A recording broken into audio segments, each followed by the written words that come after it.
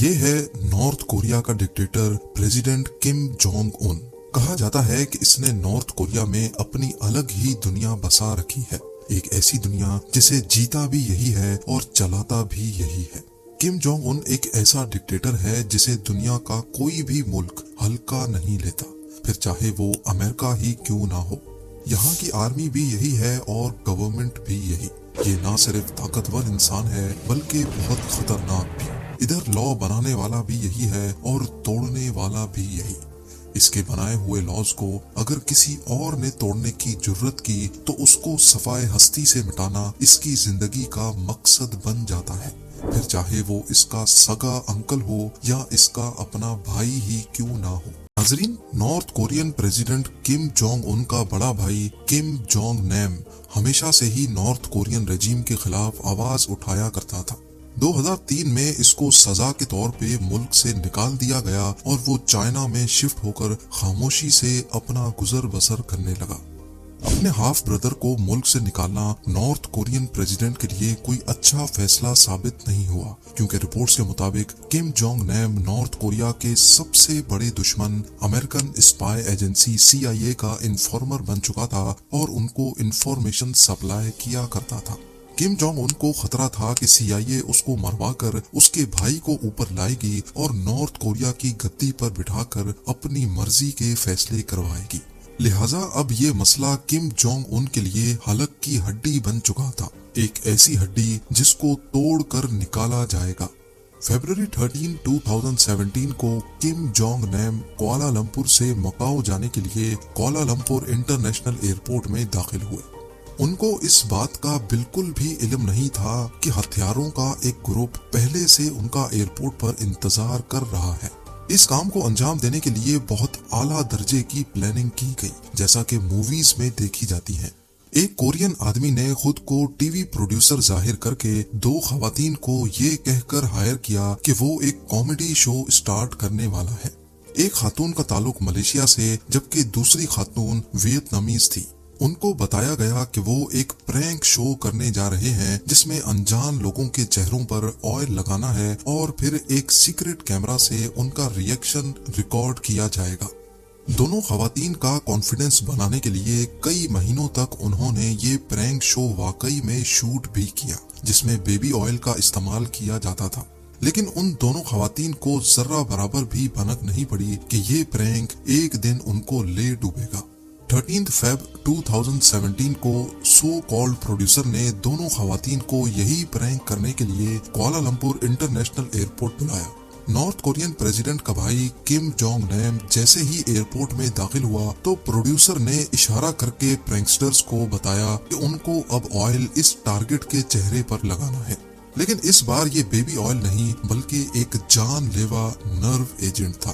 CCTV footage میں دیکھا جا سکتا ہے کہ دروازے سے اندر جانے کے فوراً بعد ایک خاتون اپنے ہاتھ پہ آئل ملتی ہوئی گئی اور ٹارگٹ کے چہرے پر یہ آئل لگا دیا۔ کم جونگ نیم جو اس بات سے بالکل بے خبر تھا، اس نے کافی غصے کا اظہار کیا۔ پلان کے مطابق آئل لگانے والی خاتون ہنستی ہوئی یہ شرارت کر کے موقع سے فرار ہو گئی۔ کم جونگ نیم واپس گیٹ سے باہر آیا اور آفیسرز کو اس بات سے آگاہ کیا۔ آفیسرز نے فوراً اس کو ایئرپورٹ پر ہی موجود میڈیکل فیسلٹی بھیج دیا۔ اسی دوران بلیک ڈریس اور سوٹ کیس میں ایک شخص جو یہ سارا منظر دیکھ رہا تھا وہ میڈیکل فیسلٹی کے باہر آیا اور اس بات کی تسلی کی کہ واقعی کم جونگ نیم پر آئل نے اثر کیا بھی ہے کہ نہیں۔ 10 منٹ کے اندر آئل نے اپنا کام دکھایا اور کم جونگ نیم نے میڈیکل فیسلٹی میں ہی دم توڑ دیا۔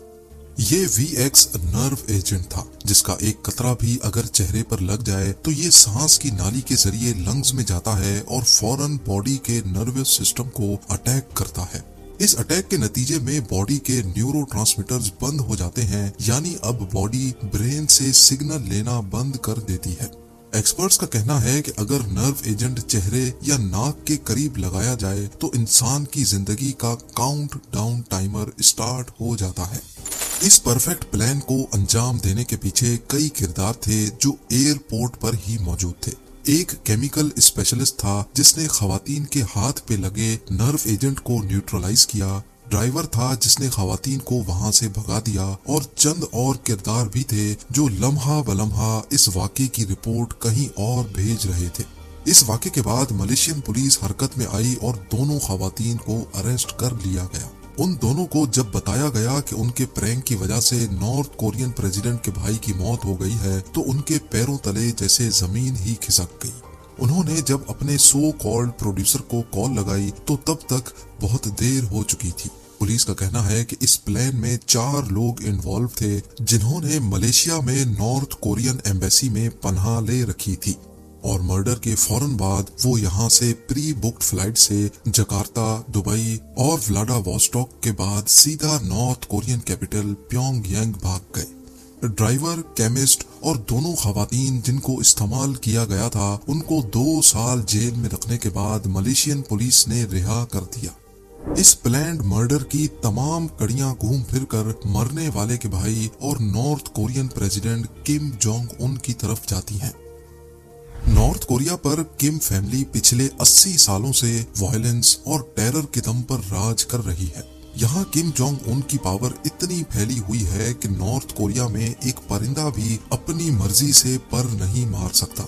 यहाँ सिर्फ पैसा उनके पास है जो प्रेसिडेंट के साथ खड़े हैं। लोकल पॉपुलेशन को कंट्रोल में रखने के लिए उनको गुलाम बनाकर काम करवाया जाता है, और अगर किसी ने गलती से भी आवाज उठाने की कोशिश की या प्रेसिडेंट के खिलाफ एक अल्फाज भी बोला तो उसकी सजा मौत से भी बढ़कर है।